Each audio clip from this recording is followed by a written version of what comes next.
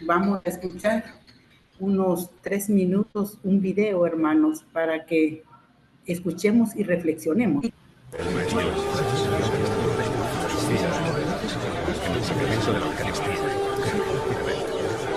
En presencia de los enviados de su santidad, se inicia la discusión. Tiene la palabra John de Duns. Justificad vuestras tesis.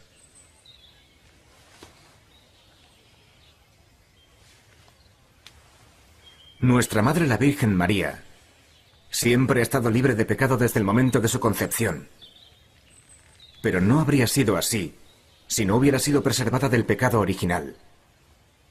Jesús es el mediador perfecto y la ha preservado también del pecado de Adán. ¿Habéis acabado? ¿Por qué no dice nada más? A nosotros nos ha contado más cosas. La norma especifica que hay que ser breve.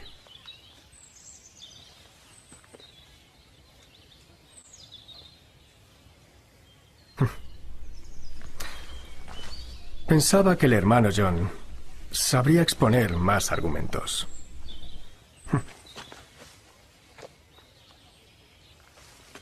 ¿Así de pobre es la enseñanza de los franciscanos? Me llenan de gloria las reglas de mi padre fundador, San Francisco, quien por amor a Dios y a la Iglesia lo dejó todo para convertirse en pobre y poner en práctica el Evangelio de nuestro Señor.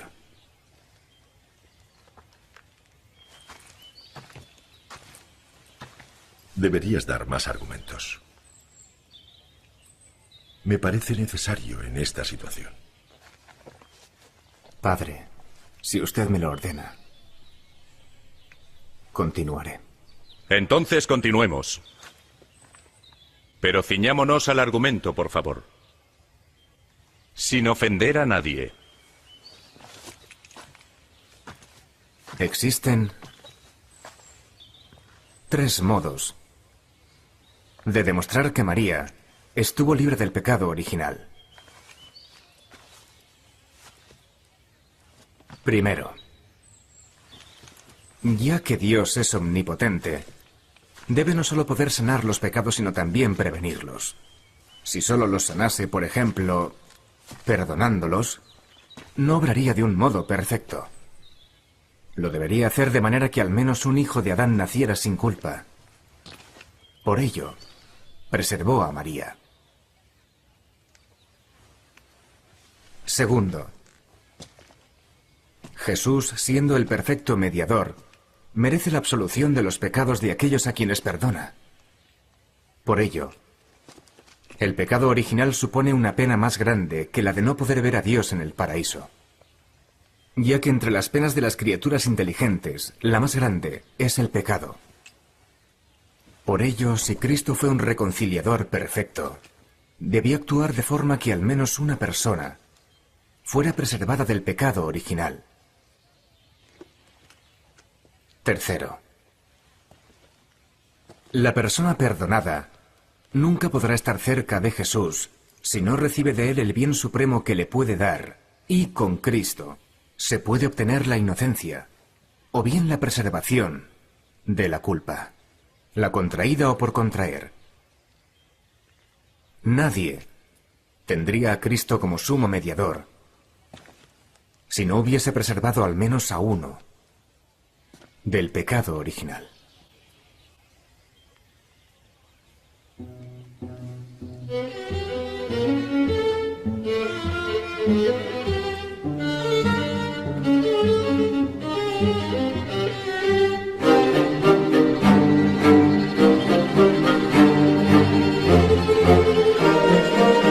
Bueno, como podemos ver, hermano, Dios es omnipotente y no debemos dudar en ningún momento o cuestionar lo que Él hace o dice.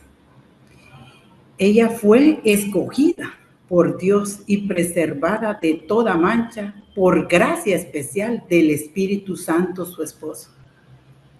Nosotros como católicos, por fe y amor a Jesucristo, acojámosla como madre, como gracia de Dios a nosotros, sus hijos.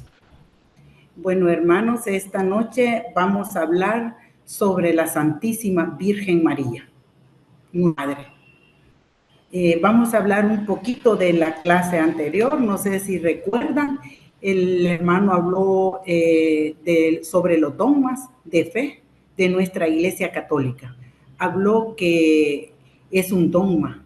En la Iglesia Católica, el dogma es una verdad que no puede ni se debe cambiar, algo seguro, cierto, que no puede tener error, que no se puede anular y que no se puede poner en duda.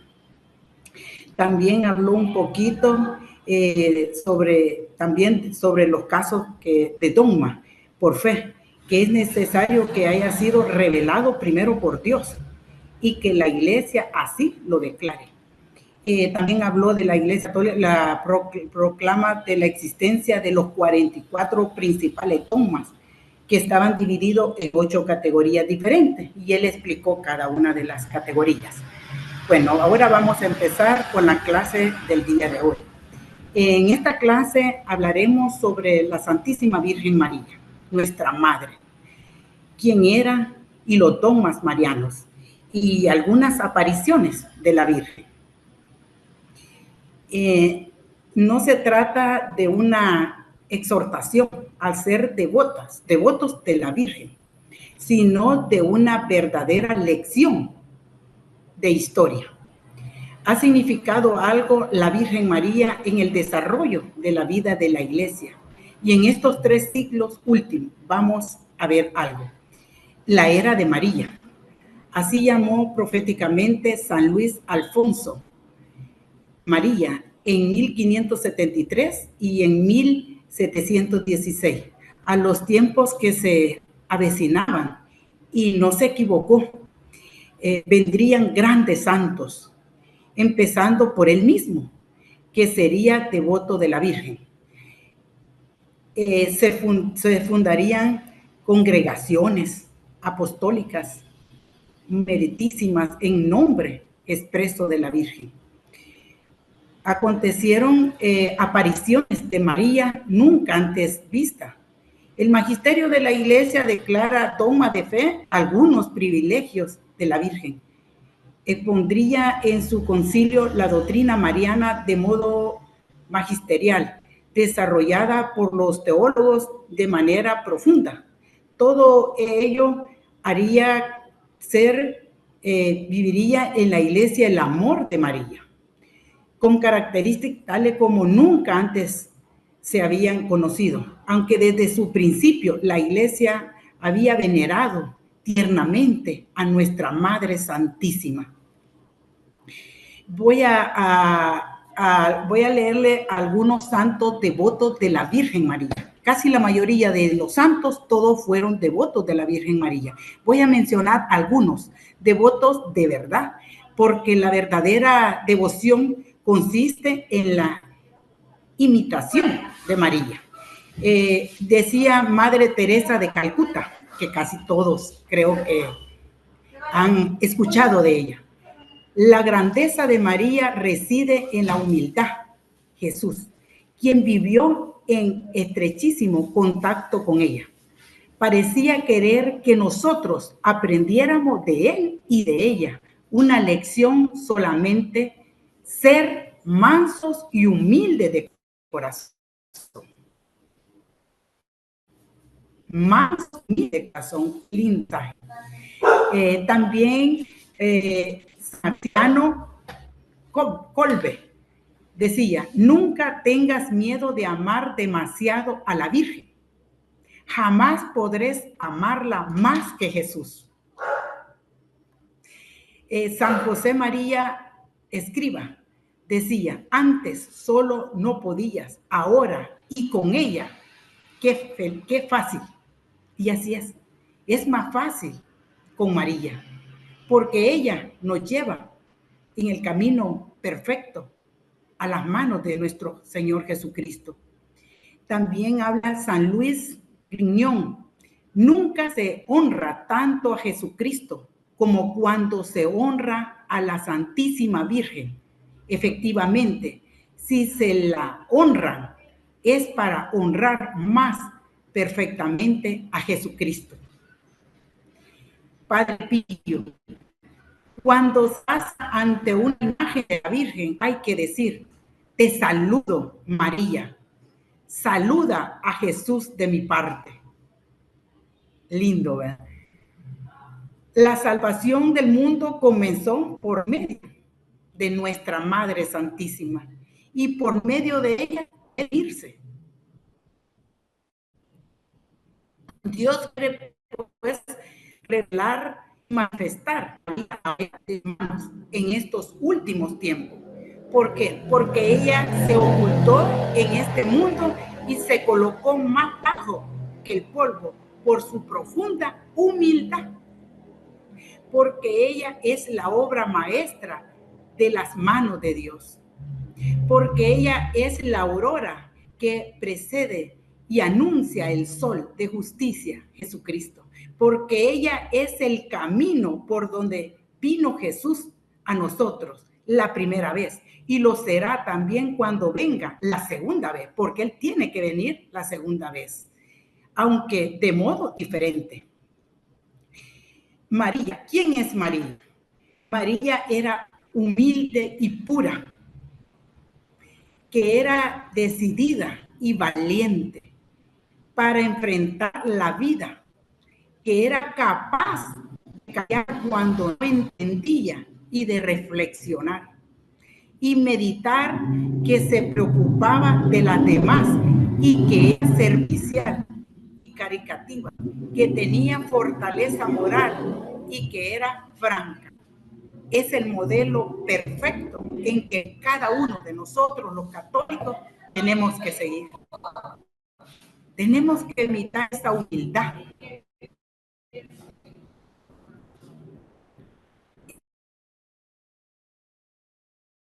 Esa paciencia. Ser servidora como ella. Y fue la primera evangelizadora. Tenemos que ser y seguir esos pasos, esa humildad. El magisterio de la Iglesia declara dogma de fe, algunos privilegios de la Virgen.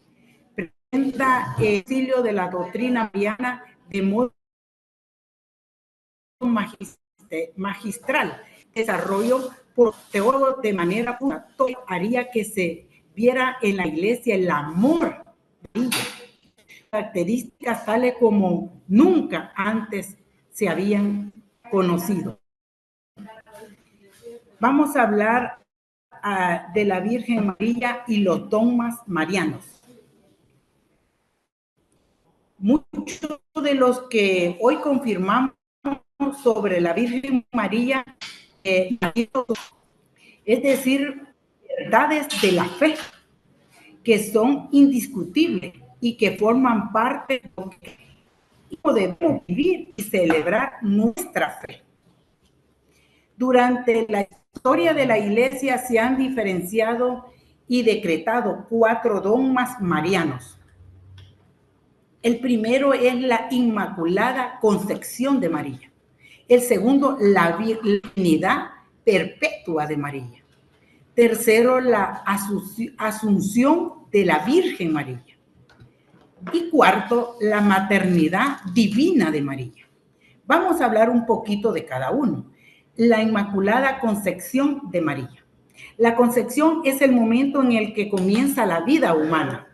Cuando hablamos del dogma de la Inmaculada Concepción, no nos referimos a la concepción de Jesús, que obviamente también fue concebido sin pecados.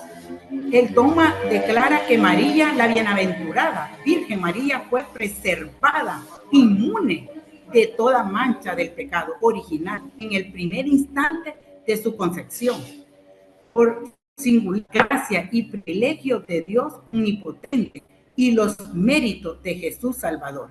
Jesucristo el Salvador tendría que venir a nosotros mediante el acto purísimo y libre de todo. Pero para que esto fuera así, tendría que nacer de una mujer totalmente pura. desde el punto de vista sobrenatural y moral. Digamos entonces que Dios, como muestra de su honor y poder, nos trajo a la Virgen María, engendrada y nacida totalmente libre de defecto, que significa libre de pecado original, que es lo único que la podría manchar. ¿Por qué decimos nosotros que María es concebida sin pecado original? Vamos a ver qué nos dice Romanos 8:30. Y a los que Dios destinó desde un principio, también los llamó. Y a los que llamó, los hizo justos. Y a los que hizo justos, les dio parte en su gloria. ¿Qué nos dice? A los que eligió, o sea, no a todos, a los que eligió. ¿Creen que, hermanos, que eligió a la Virgen María? Y dice aquí, también a los que llamó. ¿Será que llamó a la Virgen María? Y los que llamó los hizo justos y le dio parte en su gloria. Y en Apocalipsis 12:15 dice, el dragón arrojó agua por la boca para formar un río que arrastrará a la mujer, pero la tierra ayudó a la mujer, pues abrió la boca con eso. El dragón se puso furioso contra la mujer y fue a pelear contra de los descendientes de ella, contra los que obedecen los mandamientos de Dios y siguen fieles al testimonio de Jesús. ¿Qué dice esta cita? Que el dragón se puso furioso, pero no la pudo tocar. Esa mujer era María, María Santísima, nuestra madre, la madre de Jesús. No la pudo tocar. ¿Y qué pasó entonces? Y fue a pelear, dice, contra los descendientes de ella. ¿Quiénes son los descendientes de ella? Somos nosotros, hermanos, los descendientes de ella. Se fue a hacer, dice, la guerra, se fue a hacer la guerra. ¿Y a quién le fue a hacer la guerra? A nosotros, los católicos. Y el dragón era el demonio que fue a hacer la guerra a nosotros, los católicos. ¿Por medio de quién, hermano? De los protestantes. De los protestantes, porque no quieren a nuestra madre. No creen que es pura, que es limpia. Entonces, en la actualidad sigue toda esta historia en la tierra. Sigue esta lucha. Recuerdan en la cita que dice, el árbol se conoce por el fruto. El árbol malo no puede dar fruto bueno. Y un árbol bueno no puede dar fruto malo. Y eso lo dice en Lucas 6:39. En Lucas 1, del 41 al 42 nos dice, cuando Isabel oyó el saludo de María, la criatura se le entremeció en el vientre y a ella quedó llena del Espíritu Santo. Exclamó con voz fuerte, bendita tú entre las mujeres y bendito el fruto de tu vientre. Recuerden, el árbol malo no puede dar frutos buenos. Cuando aquí dice bendito el fruto, está diciendo que María es el árbol y que Jesús es el fruto. Pero observemos que los dos son benditos, tanto María como Jesús, porque si el fruto es bendito, el árbol tiene que ser bendito. Y eso lo dice Isabel, bendita tú y bendito el fruto. Entonces María es bendita, por eso le dijo llena de gracias. Entonces María es llena de gracia. Gracias. Pero ¿cuál es la pregunta de los hermanos protestantes? Si María es inmaculada desde la concepción, ella no tiene pecado desde la concepción, entonces Jesucristo no es su Salvador, porque Jesucristo vino a salvar a todos y María tiene que ser salvada por él. Y si ella no tuvo pecado, entonces Jesús no la salvó. Los hermanos, Yo pongo un ejemplo. Le pongo una vez que le hablé con un hermano y me dice, no, que María no pudo, que es con pecado, que no pudo llegar al cielo y que Jesús no la salvó. Y le digo yo, mire, Rito, Leo, usted tiene un hijo, sí tengo un hijo, Leo, y se mete en medio de un pleito, su hijo en medio de un pleito de unos perros, pongamos, y usted ve que su hijo está en medio y usted no sale a defenderla. Claro que sí, me dice. Entonces, o deja que su hijo lo muerdan, lo muerdan los perros, vea que usted la salva, ¿sí? Y ahora yo le hago otra y le puse otro ejemplo de, digamos, dije yo en un pleito de un animal, un toro que siga a su hijo y usted está enfrente, no va a salir a salvarlo. Sí, y entonces María fue salvada por Cristo antes que el perro la mordiera, o dejó Cristo que la mordiera y solo se quedó callado. ¿Cómo el Señor no va a salvar a su madre? Entonces, la Inmaculada Concepción, también conocida como Purísima Concepción, María, Madre de Jesús, a diferencia de todos los seres humanos, no fue alcanzada por el pecado original, sino desde el primer instante de su concepción estuvo libre de todo pecado y culpa hasta la muerte. En esto me hace una pregunta un hermano, dice, mira, me dice, ¿por qué ustedes dicen que María es pura, es libre de pecado? Si ella es igual a usted, igual a mí, no se confundan. No somos iguales, nosotros somos pecadores. Entonces me dice, ¿usted se considera pecador? Somos pecadores. Usted y yo somos pecadores. Ella es pura. No, me dijo, ¿por qué ella tuvo más hijos? No, hermanita, leamos la Biblia para que entendamos. María es pura desde el principio hasta el final, fue pura. Nosotros sí somos pecadores. Y él ya no me volvió a hablar. Le dije, le voy a dar una cita, ya no me habló. ¿Pero por qué? Porque ella, no sé por qué no quiere que nuestra madre es pura. El Papa Pío, el 8 de diciembre de 1854, definía como dogma de fe que María, en preparación de los méritos de Jesucristo, había sido concebida sin mancha, y era así la Inmaculada Concepción. La iglesia de toda la iglesia fue indescriptible. Por eso la Iglesia Católica celebra la Inmaculada Concepción de María los 8 de diciembre, todos los 8 de diciembre. Inmaculada significa sin mancha, no tiene mancha, limpia, pura del pecado. La virginidad perpetua de María. La perpetua virginidad de María es el dogma mariano más antiguo de la Iglesia, según el cual María fue virgen antes, durante y después del parto, y no tuvo otros hijos, como dicen los hermanos. Afirma la real y perpetua virginidad, incluso en el acto de dar a luz el Hijo de Dios hecho hombre. En el Concilio de Constantinopla, en 1553, le otorgó a María el título de Virgen Perpetua. La Asunción de la Virgen María. Finalmente, la Virgen Inmaculada, preservada libre de toda mancha de pecado original, terminó el curso de su vida en la tierra.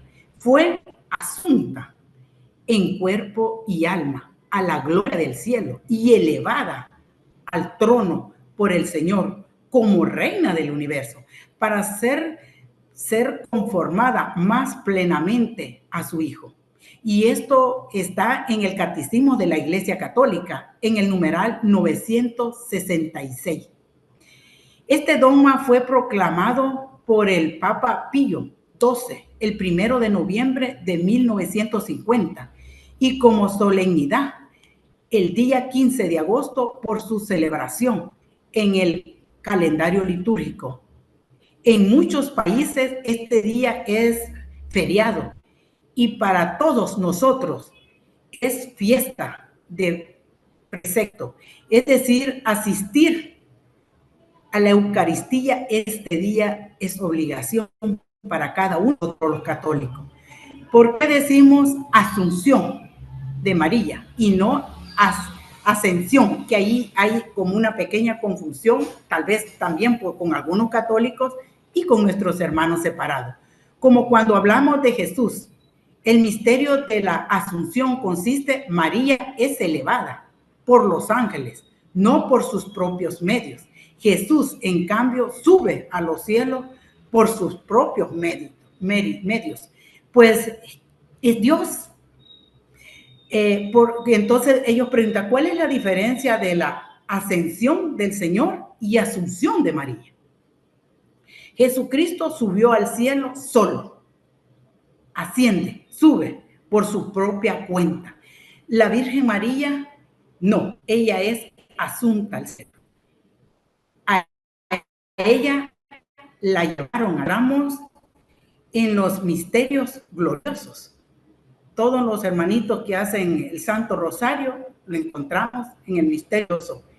La Asunción es un mensaje de esperanza que nos hace pensar en la dicha de alcanzar el cielo, la gloria de Dios y en la alegría de tener una madre que ha alcanzado la meta a la que cada uno de nosotros luchamos para poder llegar.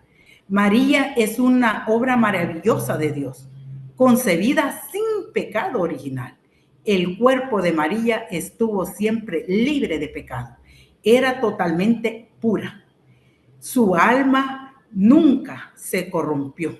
Su cuerpo nunca fue manchado. Fue siempre un templo santo e inmaculado.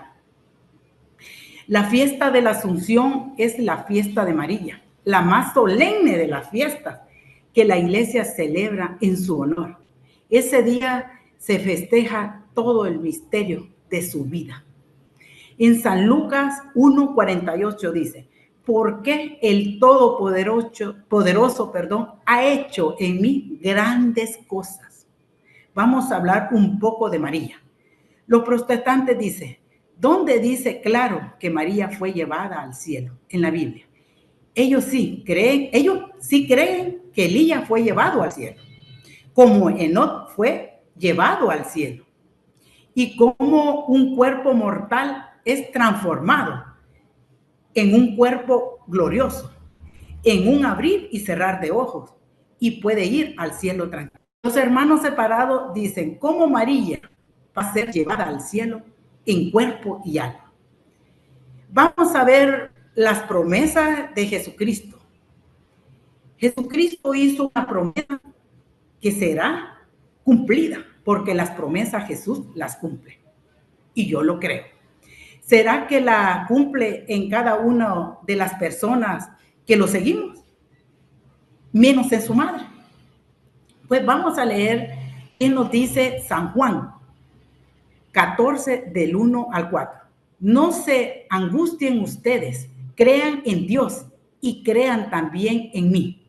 En la casa de mi Padre hay muchos lugares donde vivir. Si no fuera así, yo no les hubiera dicho que voy a preparar un lugar y después de irme y de prepararles un lugar, vendré otra vez para llevarlos conmigo, para que ustedes estén en el mismo lugar donde yo voy a estar. Esta es la promesa. Dice, en la casa de mi Padre. ¿Dónde? En el cielo. Hay muchas mansiones. ¿Voy a qué? A preparar un lugar, dice, a ustedes. ¿Será que lo cumplió con su madre, María, la Virgen María? Y para que nosotros nos animemos a vivir como ella. Aquí dice, y después de irme, Él tiene que morir para preparar un lugar en el cielo. Aquí hay otra promesa. El Señor promete que va a venir otra vez para llevarlos a la casa de su Padre. Ustedes y yo vamos a ir a esa mansión. eterna del cielo. Pero ¿será que solo a nosotros y a ustedes? ¿Será que nuestra Virgen María no? ¿Qué dice el quinto mandamiento? Honrar a tu padre y a tu madre. ¿Será que el Señor no lo cumple? Pero los protestantes dicen que ellos van directo al cielo y no van a pasar por el purgatorio. Pero María, en su palabra dice, vendré y me lo llevaré para que ustedes estén donde yo esté. Y cuando será eso, 43. Le contestó, te aseguro que hoy estarás conmigo en el paraíso. ¿Cuándo será eso? Él dice hoy, porque Jesús le dijo al ladrón, hoy mismo estarás conmigo en el paraíso. No mañana ni pasado, hoy mismo estarás conmigo en el paraíso. Voy a prepararle, dice, un lugar para que donde esté yo, estén también, ¿quiénes? Todos nosotros. Ustedes, en la casa de mi Padre hay muchas mansiones. Él cumple esta promesa. Si el ladrón pudo llegar hoy mismo al paraíso, ¿por qué la Virgen no? ¿Por qué la Virgen no? Si él cumple la promesa, si lo cumplió con el ladrón, ¿por qué no lo cumplió con nuestra Madre Santísima, con su madre? Según los protestantes, no lo cumplió con su madre. En Filipenses 3:20 dice, en cambio, nosotros somos ciudadanos del cielo y estamos esperando que del cielo venga el Salvador, el Señor Jesucristo. ¿Qué dice San Pablo? Nosotros somos ciudadanos del cielo. Jesucristo transformará nuestro cuerpo mortal en un cuerpo glorioso como el suyo.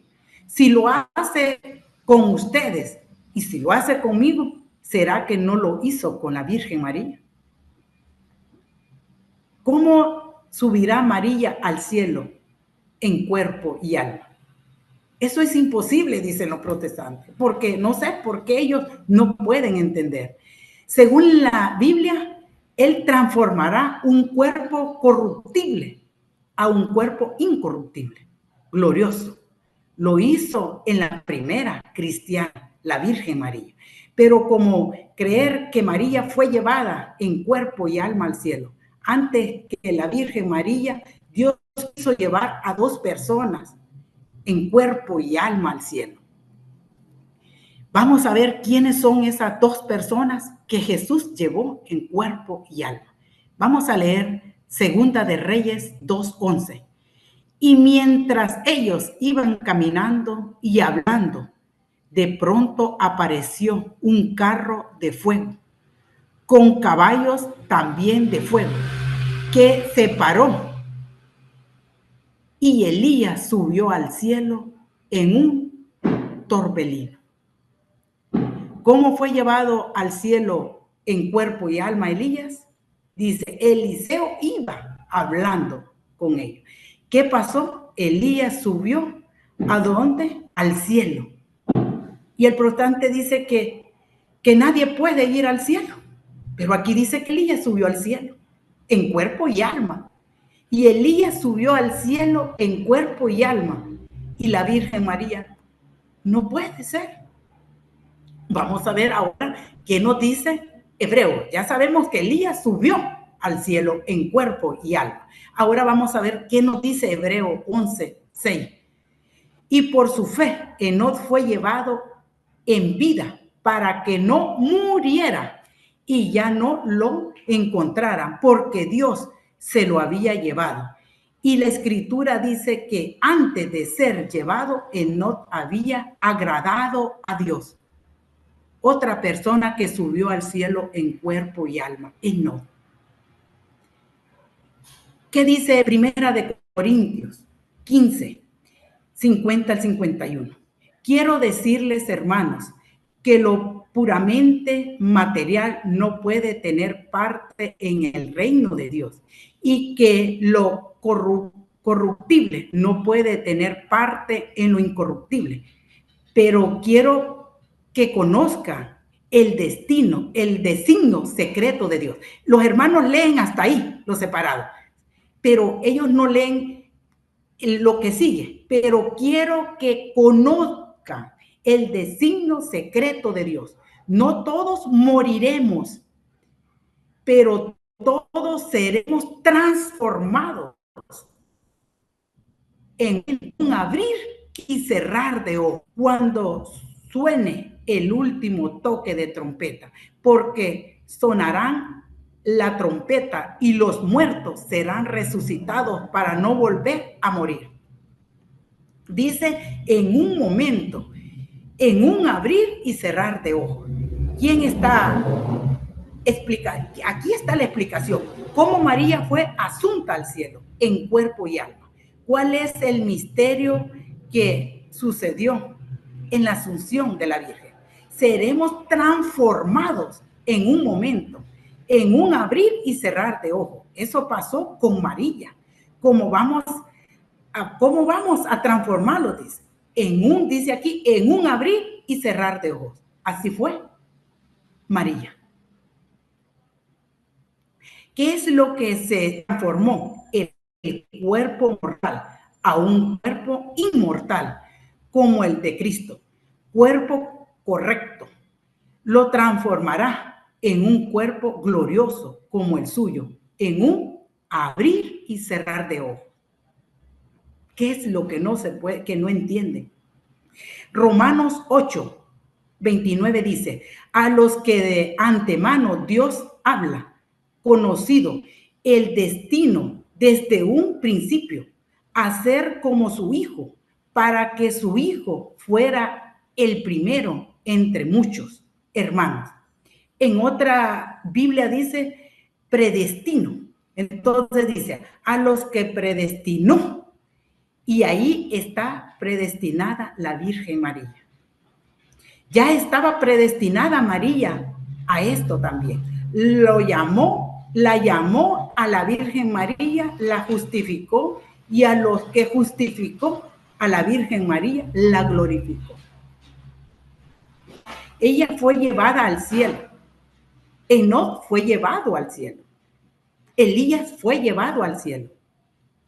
María fue llevada al cielo y con un cuerpo, ¿y cómo dice? ¿Cómo puede ser llevada al cielo con un cuerpo mortal? Fue ella transformada, dice aquí, en un cuerpo glorioso, como el de Cristo, en un abrir y cerrar de ojos. Y puede ir tranquila. En Apocalipsis 12, 1 al 6, en la Biblia, presenta a una mujer vestida de sol, con una luna bajo sus pies, una corona de 12 estrellas. Y que esa mujer fue llevada, asunta, no subió por su propia cuenta. La diferencia entre Cristo y la Virgen María es que Cristo sí subió al cielo solo por su poder, ascendió al cielo y solicitó, y la Virgen María, como ella no es Dios, no subió al cielo ella sola, ella la llevaron al cielo. Eso significa asunción. ¿Dónde está la asunción en la Biblia? Dicen los hermanos. En Apocalipsis 12, 1 dice, apareció en el cielo una gran señal, una mujer envuelta en el sol, como un vestido, con la luna bajo sus pies y una corona de 12 estrellas en la cabeza. ¿Y cuál mujer será? Está en el cielo. Como sabemos, la luna bajo sus pies y sobre su cabeza una corona de 12 estrellas. ¿Dónde están las estrellas en el cielo? Y la reina se le pone una corona. Y estaba encinta. Apareció el dragón que tenía 7 cabezas. Y es el diablo, ese dragón. Y la mujer dio a luz a un varón. ¿Quién es ese varón? Es Cristo. El hijo fue arrebatado al trono. ¿Y quién será la mujer? es nuestra madre y Jesús es el Rey del universo. La maternidad la maternidad divina de María. La maternidad divina es el centro del culto mariano. Jesús es hombre y Dios al mismo tiempo. No es dos personas, es una, sino que una persona que integra estas dos naturalezas. María entonces es madre de Jesús en su integridad, siendo así madre de Dios. Las fiestas la fiesta de María, Madre de Dios, es la más antigua que se conoce en Occidente. El Concilio Vaticano II, en 1962 a 1965, tuvo una importancia muy grande en el desarrollo de la doctrina de María. Nunca la Iglesia había hecho algo semejante en todos los concilios anteriores. Aunque en Efeso defiende la maternidad de María. Aunque se quería mucho definir la mediación de María en la distribución de la gloria. En el concilio no lo creyó oportuno, pero se declaró totalmente a favor de la misma, al llamarla abogada, auxiliadora, socorro, mediadora, aunque no resta nada a la dignidad y eficacia de Cristo, único mediador. Vamos a hablar un poquito de las apariciones de la Virgen. En estos tiempos, algo casi inexplicado. Como la aparición tenemos la Virgen Guadalupe en México, en el siglo XVI. En aquellas anteriores de la Edad Media, era leyenda preciosa en torno a muchas imágenes románticas, especialmente que cubrieron el suelo de Europa. Las modernas son realidades comprobadas con rigor histórico y aprobadas por la autoridad competente. Citaremos solo 4 apariciones que están en la mente casi de todos. 3 de ellas precisamente en Francia, en donde salían todas las ideas racionalistas y la Virgen se les venía de frente. Vamos a hablar un poquito de la medalla milagrosa. Creo que todos conocen la historia de la medalla milagrosa. Revelando y diseñada por la Virgen a Santa Catalina Labore, hermana de la Caridad. La historia no se supo hasta la muerte de Catalina, pero la medalla fue llamada milagrosa por el pueblo ante tantos prodigios como realizaciones. ¿Y cuántas se repartieron? Parece increíble, pero en pocos años se habían acumulado, dice, en los pechos. Cuando se les apareció, era novicia Catalina, y se le apareció en la capilla del convento de las Hijas de la Caridad y de San Vicente Paúl, en julio de 1830. Nuestra Señora de las Victorias. 6 años después, en 1836, un párroco del París estaba desesperado. Era inútil trabajar en aquella iglesia y oyó una voz: consagra tu parroquia al corazón de María. Lo hace y las conversiones más vinieron por miles verdaderas victorias de la Virgen con los pecadores más grandes. En 1940 el Papa Pío XII concedió la coronación canónica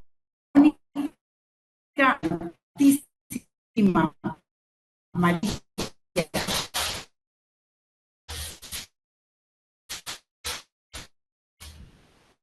de la Victoria. María es principal de el 12 de diciembre de 1867. El 8 de septiembre se celebra la fiesta de Santa María de Victoria. La Virgen de Lourdes, que sé que muchos la tienen quizás en su casita. Memoria de la bienaventurada Virgen María de Lourdes, 4 años después de la proclamación de su Inmaculada Concepción, la Santísima Virgen se apareció en repetidas ocasiones a la humilde joven Santa María Bernarda en los montes Pirineos junto al río Gave, y desde entonces aquel lugar es frecuentado por muchos cristianos que acuden devotamente a rezar el Santo Rosario. Bernardita fue también instrumento de confirmación del dogma de la Inmaculada Concepción. Fue el 11 de febrero y el 16 de julio de 1858 cuando la Virgen se le apareció a Bernardita. Una joven de 14 años vio una nube dorada y la Virgen vestida de blanco con un rosario en la mano. Esta aparición se repitió 18 veces. El 25 de febrero fue escarbó en el suelo manantial de agua y le dijo a la Virgen que mandara por los pecadores. Y es lo que nosotros tenemos que rezar todos los días. El Santo Rosario tiene poder. Pidámosle a nuestra Virgen cuando rezamos el rosario que interceda por aquellas cosas, por muy difícil que sean, que a veces creemos que no tienen solución. Pongámoslo en el Santo Rosario y vamos a ver cómo eso que nosotros creemos que no va a haber solución, tiene solución. Porque a María el Señor no le niega nada. Es su madre. Nuestra Señora de Fátima. La historia de la Virgen de Fátima se originó el 13 de mayo y el 13 de octubre de 1917, cuando 3 niños pastores indicaron haber visto una aparición de la Virgen María en Portugal, que era Lucía, Francisco, Jacinto. La Virgen les dio un mensaje de amor, paz y arrepentimiento para toda la humanidad. Qué lindo, ¿verdad? Qué lindo. Hay muchos lugares.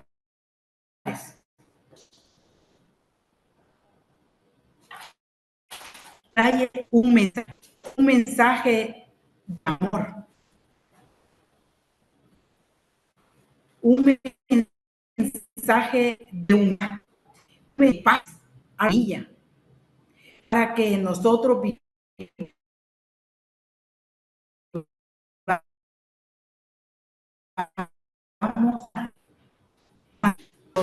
Ella está en cada momento con nosotros, hermanos. Hacemos el rosario y pidamos por aquellos nosotros tenemos años, quizás que no se ha podido ser lo que nosotros pedimos. Pidámosle a nuestra María que interceda. Ella no se cansa de interceder por cada uno de nosotros. No se cansa de que le pidamos. Y también ella quiere que nosotros que sigamos su paso. Ella es la que nos lleva a los pies de Cristo. Jesús no le niega nada. En la boda de Caná, ella intercedió y vino. El Señor no le dijo nada. Como que nosotros, nuestros hijos nos pidan algo si somos nuestra madre. Así es que defendamos a la madre cuando la atacan, pero hablemosle a nuestros hermanos con amor. Hablemosle con las citas bíblicas para que ellos entiendan que nuestra madre no es nuestra enemiga, es nuestra, es la madre de Jesús. Yo me imagino que a Jesús le duele tanto, hablan de su madre.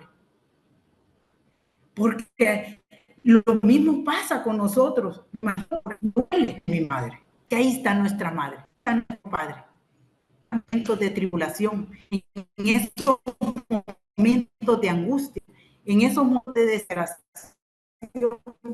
en esos momentos en los que no encontramos una salida, que nos sentimos como acorralados, nos sentimos tristes y a veces nos sentimos hasta solos. Y ahí está nuestra madre. Ahí está con nosotros, porque ella también sufre con nosotros. Cuando nosotros sufrimos, cuando nuestro Padre ve nuestro sufrimiento, Él sufre. Pero Él quiere lo mejor. Así es que háganlo, familia. Y si no, a veces lo más duro es restarlo con nuestros hijos. Pero cuando los hijos no quieren, nosotros solas, nosotros estamos por el corazón de ellos. Que en un momento tiene razón, porque lo más duro es la iglesia de nuestro hogar, convertir, que ellos se conviertan. Entonces solo pongámonos en el rosario, pongámoslo en las manos de María, para que María se lo lleve a su hijo y lo ponga en el corazón de su hijo, para que se haga la obra. Y hablemos también con nuestros hermanitos, porque yo digo, qué triste sería cuando cada uno de nosotros dejemos esta tierra y la primera que va a salir al encuentro es nuestra Madre Santísima.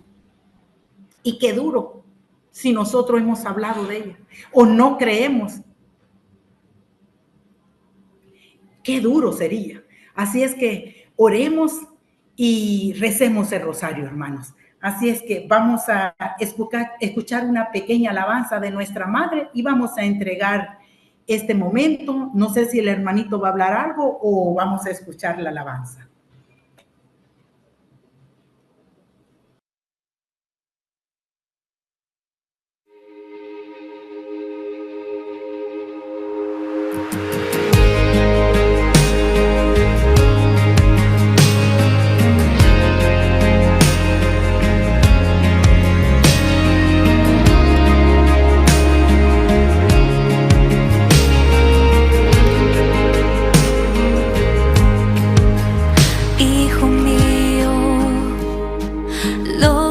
Aflige y asusta, se encuentra en las manos de Dios, se encuentra en las manos de Dios.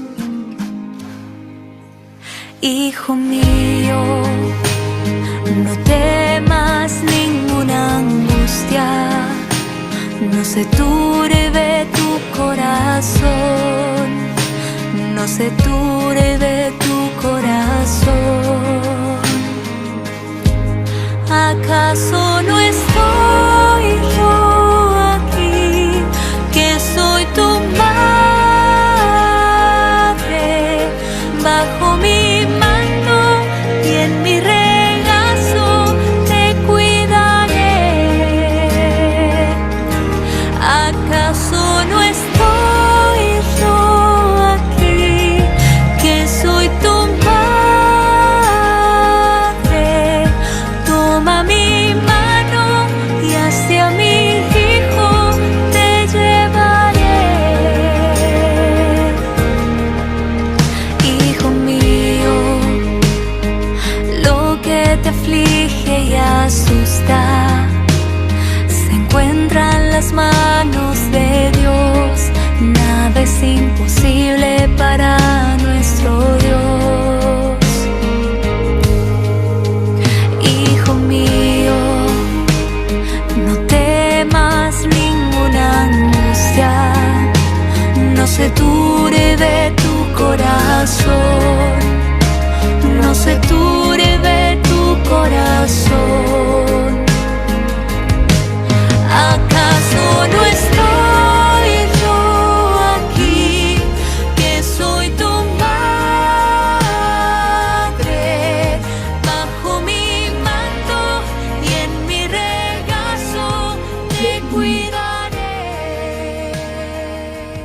Así como bonitos. La alabanza es una alabanza